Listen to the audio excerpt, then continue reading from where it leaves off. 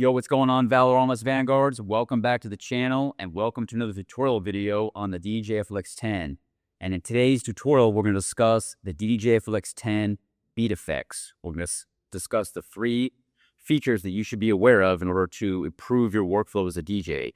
And that is the Beat FX selector, the Beat FX values that you need, the most optimal values, and then the hands-on implementation of this feature in order to implement that effect in your DJ set and make it an intended effect, either a transition or just an enhancing effect in the middle of your songs or in the middle of mixing your songs.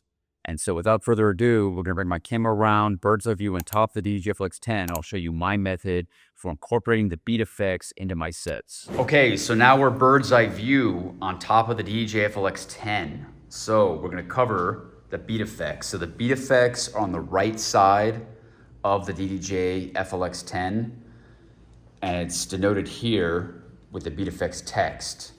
And for situation awareness, you have sound color effects over here. You have pad modes with the pad effects down here. And depending on which effects you send the pads, you have your release effects here, but you have your release effects text down here as well. So since we're just covering the beat effects, the 3 features you really need to know are going to be the beat effects selector knob. This is where you select the effect, and in tandem with that is going to be the track channel selector. And what I like about this beat effects is whichever track you have selected, it has a blinking light, so it's so much better than the DJ-1000. DJ-1000, I always had to look down here to determine which track I had selected with the beat effects. And sometimes I had misappropriated the beat effects selector, and then the effect that I tried to do didn't happen in real time, and it's kind of annoying. So now having that blinking light, it's going to prevent some of these errors from happening. So you have the beat effects selector knob to select the effect, and then you have the track. Usually I keep it on master, that way it's the safest, but you also have microphone and sampler. And then next you have the level and depth knob. That's going to be when you actually apply it, so you first have the beat effects selector knob, then you have the values. So you have these 2 knobs for beat effects selector. We're going to keep it on master, and we're just going to do middle troggy. Then you have the beat value. So there's usually an optimal value for all of these beat effects. For middle troggy delay, I have found that the 1 beat is the best value for this feature. So now we're gonna play my track, and I'm gonna show you how to apply this. You have this on, blinking.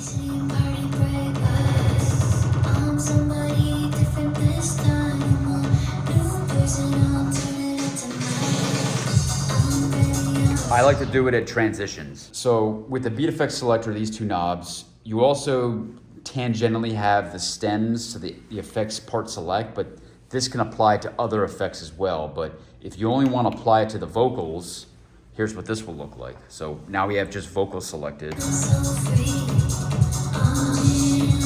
You can hear it. It's only applying it to the vocals. So if you don't have producer ears, you may not be able to hear that, but most DJs should be able to recognize that. It's only applying it to the vocals. So with the vocals, you may actually want to have a different setting, because vocals are...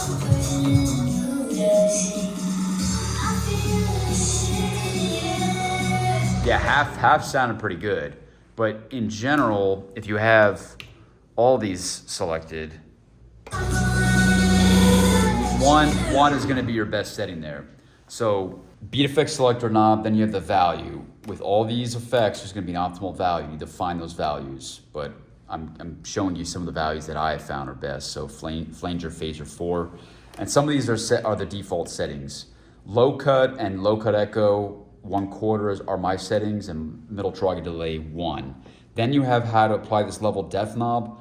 I typically do not go beyond 50%, and you'll notice when you turn this knob, it's actually going to lock in at 50%, and that's because there's always a balance. Like most things in life, there's effectively a balance between 2 extremes, and the middle is usually the appropriate answer. Goldilocks principle. So that's what you need to know about the beat effects section. Again, it's the beat effects selector knobs, these two with the track and also the effect itself. Then you have the value with these tap buttons. Then you have the application of that effect with the level depth knob and this blinking on and off light. If it's off, it won't be blinking, but so you want it on.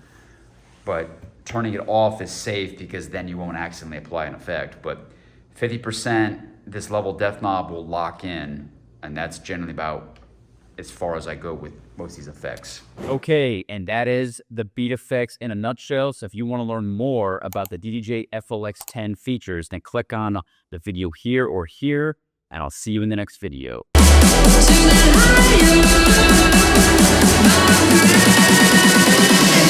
2, 1, lose it.